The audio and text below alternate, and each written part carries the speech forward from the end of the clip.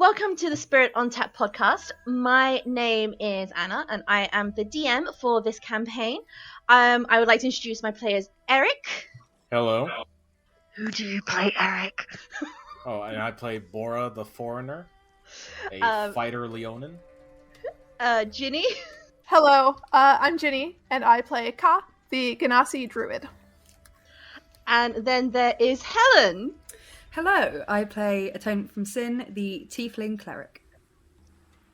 So for anyone who has not listened to episode 1, please go back and listen to episode 1.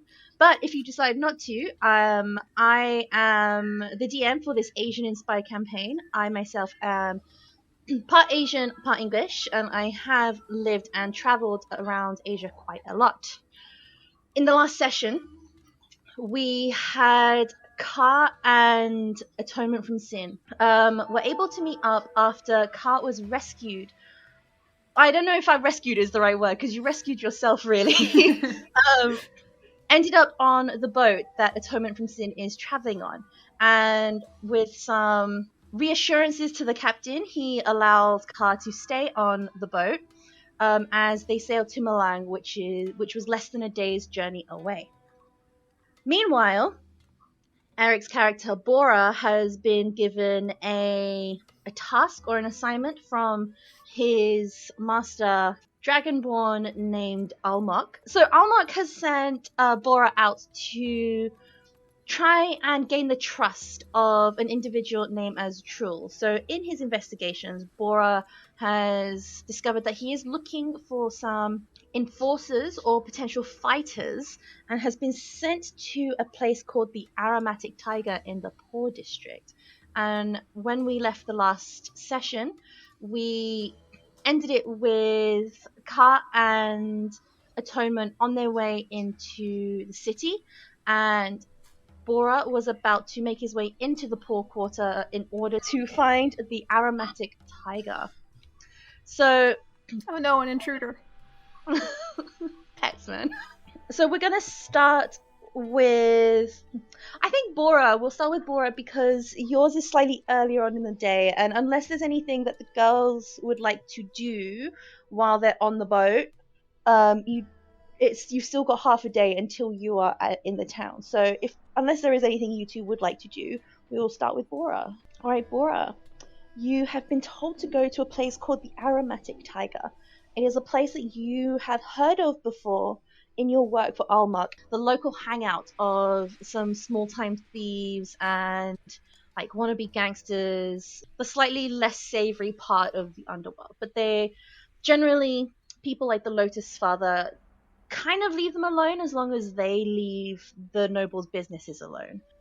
But it's somewhere that Almok's people tend to just they keep an eye out on it just to make sure nothing particularly big is happening, or if there's a particular threat. The Aromatic Tiger so far has kind of been low-key and under the radar. As you make your way into the Poor District, it is very, very different from the noble quarter and the Merchants District, which is where you have just come from. Here, the air has already been pretty uncomfortable for you. It's not, you've caught the whiff of the Poor District as the smell of people living on top of other people and all the rubbish and the stench that come with them have drifted across the delta. But now that you make your way into the area, the smell seems to get a little bit stronger, especially because there is just no breeze here and the humidity lingers, so it becomes a little bit harder for you to breathe and your fur becomes a little bit more matted. The buildings here kind of look like they're a patchwork of shacks that are built on top of each other, being held up by planks of wood, and there are a couple of balconies that look very rickety and very, very unstable, being held up by bamboo. It's almost as if one person was to push one of the buildings, they look like they would all topple in almost like a domino effect. There are no straight lines here. It's crowded. There are people everywhere. There's children running in the streets that are only partially clothed. The streets themselves you think should be stone, but there is a layer of what looks like it could be mud. But I will leave it to your discretion as to what you think, what else you think it might be. And as you walk through the poor quarter, you come across, there's a few shacks and a few houses outside where people do try and sell a few wares. There are no formal shops in this area, with the exception of a couple of small markets scattered around the poor district. There are some people trying to make a little bit of money out of their homes or at the balconies as you go down what should be the main promenade. Someone shouts down at you asking if you would like some fruit. Someone else asks you if any of your clothes need mending. And then you've got children running up to you trying to sell you what look like trinkets made of small carved wood on strings, or little bits of jewelry that looks like very, very crudely made, especially since they don't really have very much in the way of tools in this area. Is there anything you'd like to do before you get to the Aromatic Tiger, which is down one of quite a few side streets? Bora is mostly going to kind of push through the crowd. He's a little more surprised, having not necessarily been this involved with this district before, since coming into Malang, he was part of the indentured servitude sort of trade, being a fighter. So he actually wasn't ever up above anything more than a cell and a fighter pit before in the poor district. And he's also surprised at how people aren't necessarily veering away from him as others may have, because of his coat color being a pure white with some black and gray streak into it. But just like kind of taking note of how people are more just trying to get by as far as just live, he's just going to push on through and just go towards the Aromatic Tiger. He has an objective in his mind. He wants it completed as best as possible, and at this point he understands that like trying to hold any pretense as to who he is not going to work. Especially someone in the administration building can recognize him just off of how he fought. Yeah, so as you make your way through, as I said, the Aromatic Tiger is down a couple of side streets. You start to go down one street and you pause for a few moments and you're like, no, you're convinced it's a little bit further down. So you were about to make a wrong turn, but you eventually managed to fix your path, and you go down a couple of streets, and these streets are much, much narrower than the main promenade. The main promenade was maybe 15-20 feet across, but here there's probably barely enough room for two people to walk side by side, and there are a couple of doorways and homes that open up onto this street, and you do see a few people in the doorways kind of watching you go past, but they don't really say anything. One or two people might like kind of step into their doorways a little bit and then turn around to like talk to people. The humidity seems to be trapped here, and if you were to look up, almost like the houses kind of start to close in on each other, and you can see beams of wood and bamboo, like what probably was temporary scaffolding but has become permanent structures, keeping the houses apart from each other just so that a little bit of daylight and some air can come down. The Aromatic Tiger doesn't really look like much at first glance. It just looks like there's a small open courtyard area where there is a well, where people are gathered around. Some of them are in the process of getting water up from the well. Others are just hanging around and talking. The general chatter as you pass just seems to be people talking about what their next job is, or how long until their contracts are up, or you hear talk of how prices in some places seem to be going up. And then you see across the way on the other side of the well, looks like a slightly bigger building made of wood and almost leaning to the side. But instead of a door, it looks like most of the front is open, and within this building you can see there are a few look like metal barrels, and set into the metal barrels ceramic pots filled with coals with a grill over the top. There are maybe, at quick count, 6 of them, and a few of them have got people standing around and eating, and at this point you can just about smell the smell of cooking meat. You notice that there are a couple humans there you see what probably was an aracocra, but the feathers just look like they've not been cared for a long, long time. So, and you do see a couple of tabaxi there too. And they just seem to be kind of eating, chatting. Some of them are sharing like a small bottle of liquor in small ceramic cups. Okay, so he enters and he sees this sight before him. He tries to take a minute to like kind of clear his nostrils away from the scent of just like people and just like try to fill it somewhat with this scent of food. Are there any of these sort of communal pitch grilling spots that have maybe a few less people there, or have people of a different standing at all? Roll a quick insight check.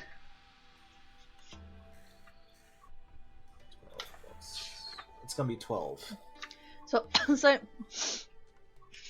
you don't really know what the various standings would necessarily be in this kind of area, but you know the underworld enough to notice that there is a slightly overweight human who is sitting on his own, but he is turned around and he's sort of shouting into the building, almost like you can't hear easily what he's saying, but it looks like he's giving orders, and he sort of like waves his cup at someone inside before he turns around and starts to kind of turn some skewers with thin strips of meat on them. As he waits for someone from inside to bring whatever it was he asked to come out, you see there are some children kind of look at him look at him almost pleadingly before he gives a shout and waves them away, and they run away. How bold do I want to be? You know what? Bora is going to sort of straighten himself out. He's going to pick up his shoulders, and he's going to walk over to the pitch where this man is sitting. And as he approaches, he offers him a quick bow out of respect before looking towards the pit and kind of gestures if he could join him. He looks at you and he kind of gives a bit of a sniff, and he indicates for you to sit down. And Bora does as he's instructed to. As you do sit down, there is a young, what looks like UNT female comes out with a clear bottle of whatever this like liqueur is that people are drinking. And as she starts to take the other one away, the man sitting opposite you sort of like grabs her arm. Let's get another one, another glass. And she kind of nods and like goes inside. Then he looks at you, sort of, again, gives another sniff, and then kind of spits on the ground. It's been a while since someone of your standing has decided to come visit us lowly folk here in the poor district. I don't think I would consider myself of any higher standing than you, or any of the people here, if I'm being honest. I've come looking for work. He leans back. He's like, I'll not pay you enough. What makes you think you can get more money here? Sometimes it's not about the pay, it's about the quality of the work. He laughs. Ha! You think you can get better work here than the stuff that Olmok can have you do? You tired being his errand boy and his prize fighter? I'm tired of being his pet. Roll persuasion or deception, whichever you wish this to be. Persuasion is a 12. Well, I don't know if I believe you fully. Almok has has a tight grip on his people. But if you are looking for work, I can probably test you on a few things that I have a few things that need to be done that you would be pretty well suited for. And what might one of those tasks be? Well, since I'm not fully sure of your loyalty yet, I might just have you clear out a warehouse for me.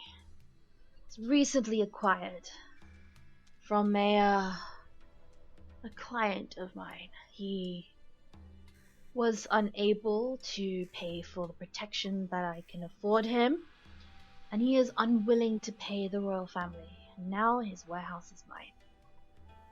But there's some strange goings on in there. My usual exterminators refuse to go in and deal with whatever is in that warehouse. If you do this for me, I'll be one step closer to believing that you actually have left Almok. Bora's gonna give a slight grin where you can see the pointed fangs that he has, with just a hint of arrogance behind it, as he goes, "An eviction, it seems, is in order, doesn't it?" That's one way you could say it, I guess.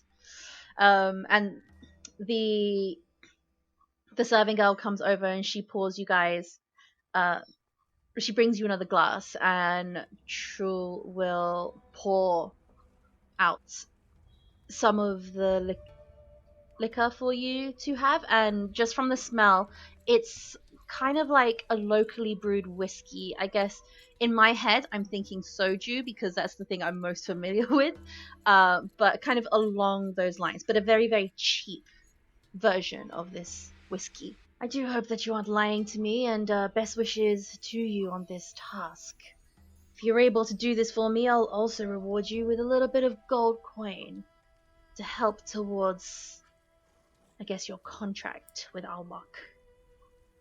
And he raises his glass to you. Bora will raise his back and say, "To your long life and success, Mr. True." And he kind of nods and swings it back. Bora follows suit, puts the glass down, and then kind of lifts himself up from his knees, dusts off his thighs a little bit. "I assume that this is a task best done sooner than later, so if you'll excuse me, allow me to enforce your claim." Before you go, he raises a hand, and you see one of the tabaxi comes running over. "Show Mr. Bora here the new acquisition." And this tabaxi has got kind of mottled grey and white fur. Kind of looks at you a little bit nervously, and then sort of gives quite a deep bow. "As you wish, Mr. True. Please come with me, Mr. Bora." And he kind of leads the way through the poor district. And Bora follows. Okay, I'm gonna go to the girls now. So, I will say that the boat that you guys are on has been making a little bit better time than expected. And while you guys have been sort of getting to know each other and helping, I'm assuming, because I know Ka said if the crew wanted any help to just let them know. So I'm assuming Ka anyway, Atonement, it's up to you if you wanted to help, but have been sort of kind of helping pack up the ship. So there's two other guests with you who they haven't really gotten ready to actually leave the boat yet. And then the crew are just kind of doing a one last inventory of the little cargo that they have.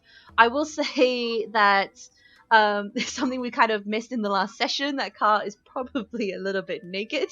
I'll say that, Ka, if you wish, some of the crew have offered you some clothing. It's really, really basic sort of shirt with a diagonal fastening. Think along the lines of a very traditional cheongsam or male hanfu, and some plain black linen pants. Would you like some shoes with that? or boots, or do you want to go barefoot? If they offer me the boots, I will take them. I will turn my head and say, Yep. Thank you. They give you some boots. They are probably, I would say, maybe a little bit on the snug side for you, but they're better than nothing. And they do seem to be pretty, like, a good pair of boots, if not somewhat worn out. But they do look like they still have quite a bit of life left in them. When they first, like, come to me with the clothing, I'll be like, oh, yes. Thank you. May I do anything in order to repay? Well, the halfling female who's essentially the first mate on this crew, she introduces herself as Kechok. We noticed that you have the abilities of Yuana. We were wondering if you were able to help speed up our journey a little bit. I will do what I can. We would be very grateful. The sooner we get in, the better it will be for us to be able to get people to help us unload. I will use my shape water to part it around the keel of the boat, bow of the boat, to ease the passage. Excellent. I was hoping you'd say that. With that, you guys do arrive in town a little bit earlier. Now, as you arrive, in front of you, you are joined by 2 high elves who are the other passengers on this ship, to see Malang appear in front of you. And from a distance, you have been able to see the mountains that surround Malang, but as you get closer, you can see the town on its on the islands that make up the sprawling delta. This is the capital of the Malangan Empire. It has quite a mixed reputation depending on where you're from and what level of society you come from. Malang, I'm going to give you a little bit of history as well for Malang, because I don't think I've shared it with you guys. So Malang was once started as a small fishing village. This is stuff that you guys will know, considering your backgrounds. You will know the history of Malang. It started off as a small fishing village, which was taken over by pirates hundreds of years ago as their headquarters. The pirates were led by a captain called Mal Lujian, who became the first ruler of Malang. So the town is named after him, and especially for those of you who are more familiar with the city, you know that one of the mountains is called Lushan Mountain, probably named after him. While he was there, and after he founded this pirate capital, he found that the pirates could actually make money by capturing people and selling them for profit. But the slave trade that he created later evolved into an indentured servitude industry, after considerable pressure from other nations regarding the conditions of the slaves and the fact it was slavery. So while the indentured servants are not really much better, the nations have kind of made their peace with Malang, especially because they now pay the indentured servants, and there is a way for the people to be able to, in theory, improve their standing. While the nations have made their peace, Malang does provide some very, very good quality servants for the various nobles around the 10 nations, for anyone who is willing to pay. So what you see in front of you, you can see to the north you've got the 3 peaks, Lushan Mountain, Heaven's Path, and the Sunrise Peak. Even from this distance, you can see that this particular part of the city is very sparsely populated, with very few but very large residences along the mountain. The islands directly south are more densely populated with larger houses and a fortress on the island that is closest to you. And you've got a number of large boats and barges that seem to float between these islands and along the coastline to the south. The further south your eyes go, the more densely populated the city seems to be.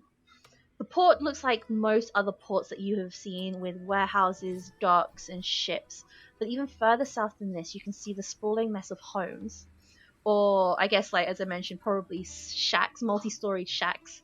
And the sea around Malang has lost the turquoise blue hue that is particularly characteristic of the oceans and the seas around. It's not an ocean, the seas around here. And instead, it kind of looks a bit like an inky black. But despite this, you see that there are loads of fishing boats. There are nets in the water and people swimming between nets, and as they are desperately trying to find food that will feed the people of Malang. Is there anything you guys would like to do or say before the ship docks? I think Atonement from Sin doesn't really say a huge amount. You can probably just tell that she's quite eager to get off of the ship and onto I realize Atonement from land. Sin probably doesn't see any of this. Well, She no, smells but it. she will when she gets on the land, so it's fine. Yeah, exactly.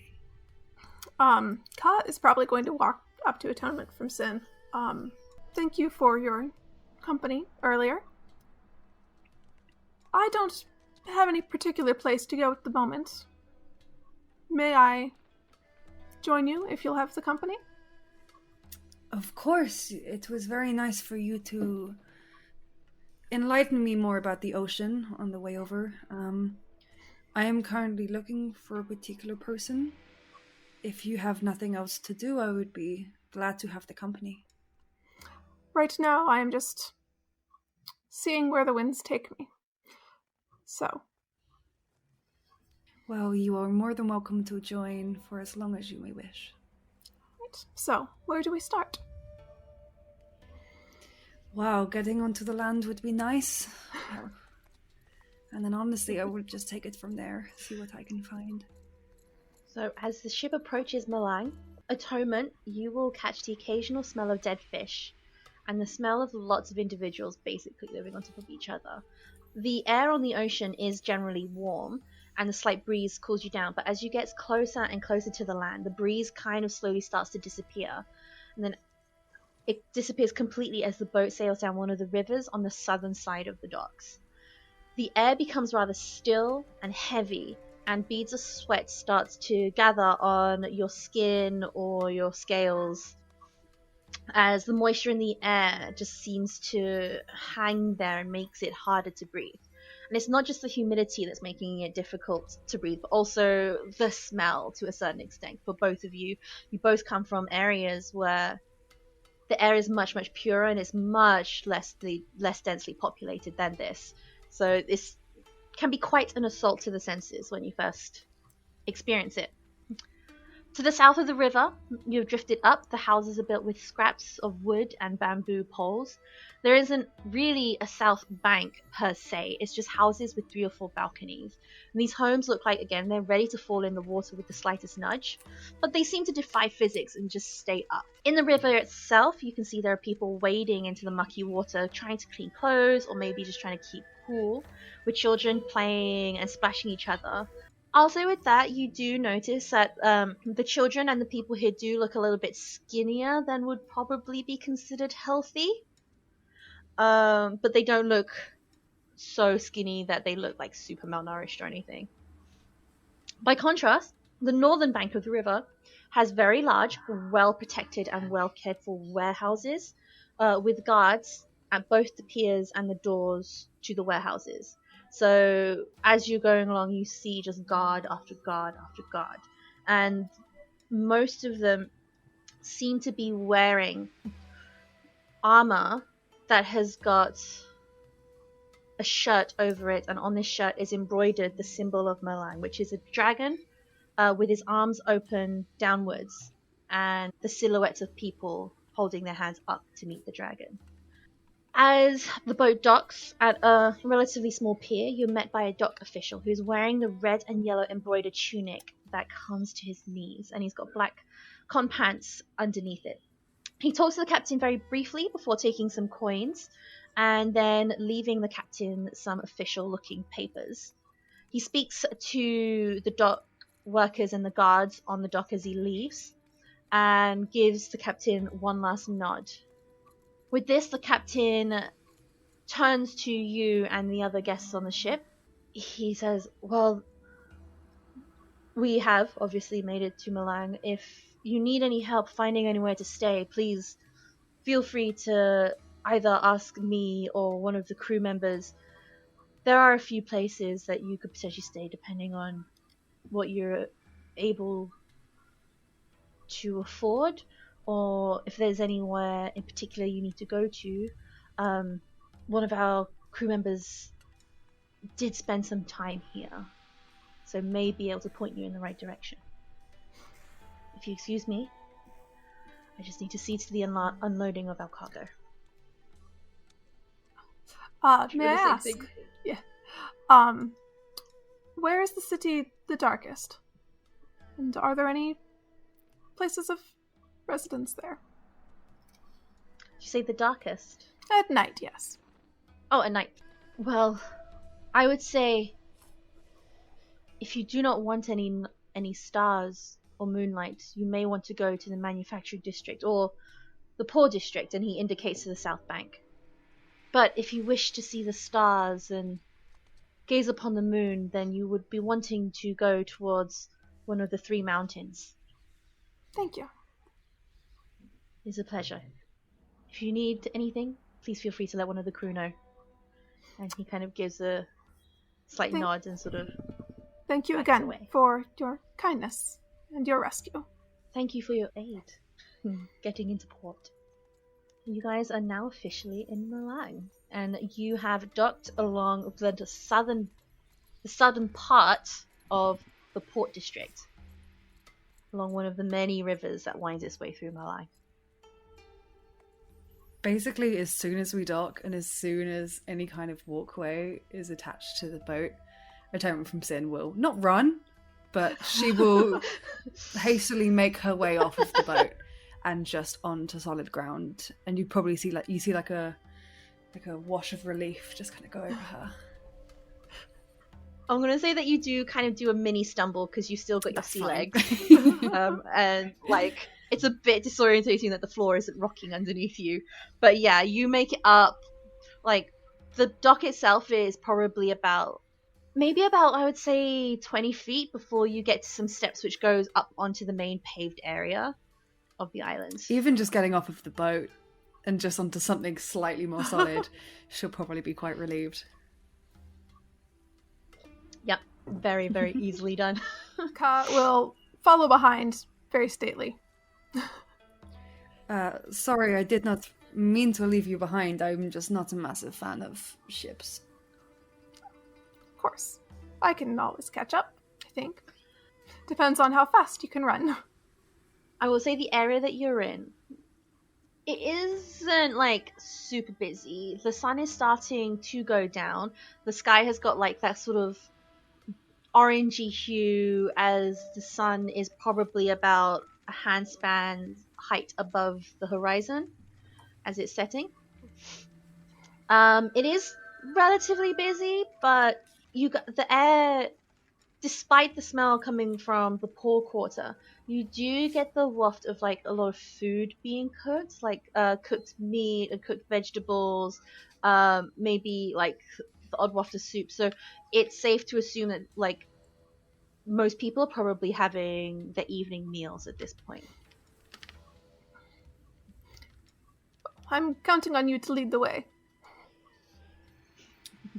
Anna, when Atonement from Sin was given the kind of hint that the person she was looking for was in Malang, was she given anything else other than that, or just Malang?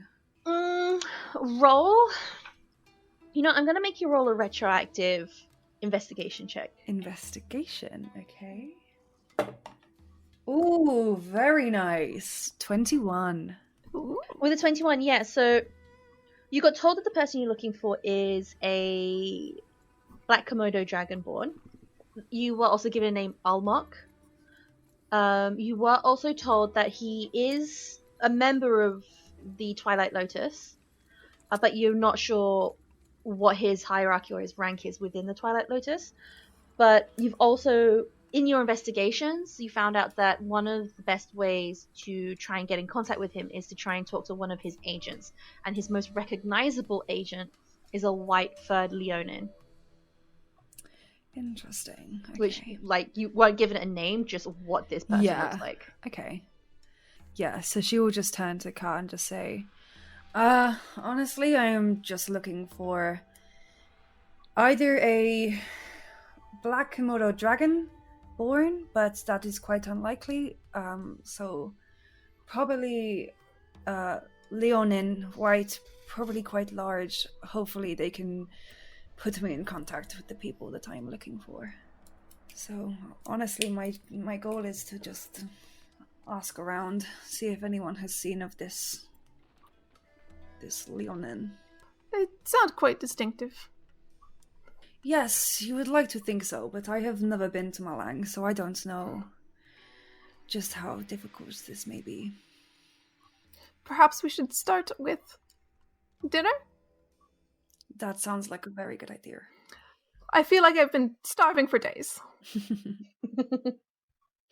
I will say there are guards around as well if you want, and like dock workers if you did want to ask questions or do any investigating.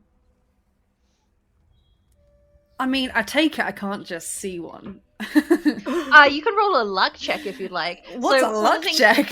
One of the things that I generally tend to do in order to take the pressure off me as a DM, I like getting, I don't think I've told you guys this, I like getting you guys to roll a luck check. So just a straight D20. If I'm not sure whether something should happen or not, if you roll 10 or above, I'll allow it to happen. If you roll 10 or below, it probably won't happen. But it kind of, for me, takes some of the pressure off of dictating what should be happening. Okay, I will roll a luck check. That's another natural 19. Yeah, so as you are kind of looking around, you guys are sort of on the edge of the docks, and you can see there's quite a few large streets that are wide enough for several carriages and carts and wagons to be able to pass by each other. As you are sort of trying to take stock of where you are, you get hit, you kind of get knocked by someone, and you look. Actually, like, Atonement looks, you don't look because you have a blindfold on. I mean, she still sees it as like sight. So if you say like, well, you look, what I was gonna say, like yeah, Atonement gets knocked by someone and gets knocked into Ka as you're both looking at, like, kind of trying to get your bearings. Ka, you see a tabaxi with grey and white mottled fur, and behind the tabaxi is a large white Leonin with slightly, well, it's like fairly damp, slightly matted at this point fur. That was a good luck roll. I can't believe that actually worked. I'm not gonna lie. I didn't think if I said, "Hey, can I just see him?" that would actually work. As I said, this takes some of the agency off of me. So one did just bump into you. Yeah. A gentleman matching your description. And what? And she would just turn around. So, Bora, what you see, you have been kind of... This tabaxi has been sort of like nervously jabbering away at you while he's been leading you towards the dock quarter. And he seems quite nervous in the dock quarter. He's not somewhere where he's used to being. And you see that he is kind of warily eyeing all the guards, almost to the point where he's not actually paying attention to where he's going. And as you are about to sort of try and get him to focus, you see that he goes crashing into a purple tiefling with wearing simple white robes, a white band of fabric around their eyes, and one horn shorter than another. And then next to this tiefling goes crashing into dark blue, sort of like a dragonborn, but not of a color really that you've ever seen before. They are just kind of looking at you, and you hear the dragonborn be like, "Yeah, someone who matches that description just bumped into you." And the tabaxi's like, "Oh, I'm sorry, please excuse me." And he kind of like glances really nervously at Bora and then works his way around you two to continue a little bit down the street. Bora's ears will perk as he hears this person matching your description, and clearly seeing that Atonement from Sin and Ka are basically looking directly at him, like, not even like disguising this is who they're looking for. It's like, and just... I mean, Ka is looking directly at you. Atonement from Sin is looking in the direction, okay? and just he glances over And he just gives a long... And with that, And- I'm going to and end the stops. session. I like the idea of ending the session on a very long sigh. Hooray, we did it! We got A sign ourselves of the all campaign to together. come. That worked out so much better than I thought it was. I genuinely did not think if I went, hey, can I just see him? That you would actually be like, yes! And I'm, oh, okay. Well, that's why I do the luck rolls, because I'm like, oh, but if I do, it's probably too convenient. But if I say no, then it kind of looks like I'm trying to keep you guys apart. But if I let the dice decide, I don't need to deal with it. And I love that, because, like, that split could have led us in two completely different directions. Yeah. Or more, you know, depending on how good or bad it was. And it was very convenient. I know. And yeah, generally, It's the higher beautiful. the luck roll, the better the luck. Or the lower the luck roll, Nice. the worse the luck.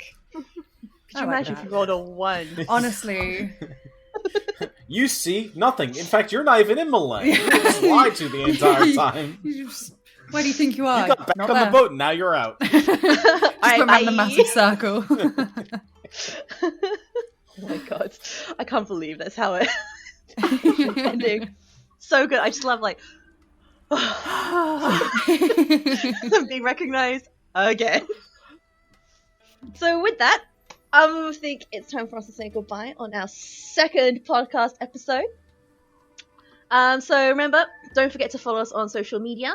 So for the podcast, we are on Twitter and TikTok as Spirit on Tap D&D, or you can visit our website, spiritontapdnd.com, if you have any feedback, or if you think there's something interesting you think we could incorporate in the game, just send us a message.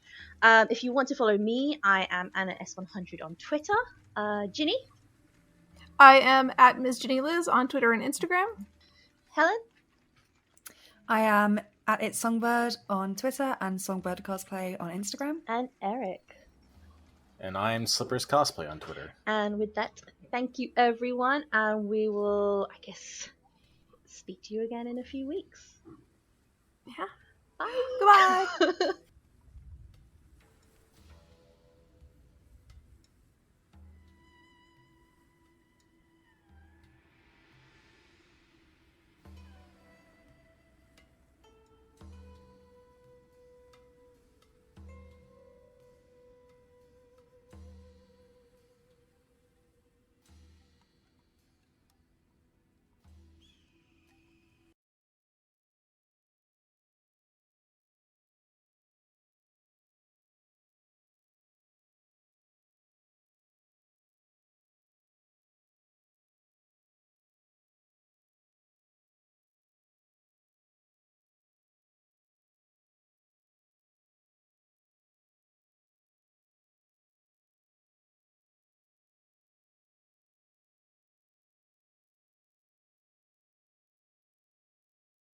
Don't call me an explorer. Hi, I'm Eric, player of Bora the Foreigner in Spirit on Tap D&D. Spirit on Tap D&D is a campaign inspired by Asian cultures, religions, and regions. Feel free to follow us on Twitter and Instagram at Spirit on Tap D&D. Thanks for listening. We'll catch you next time.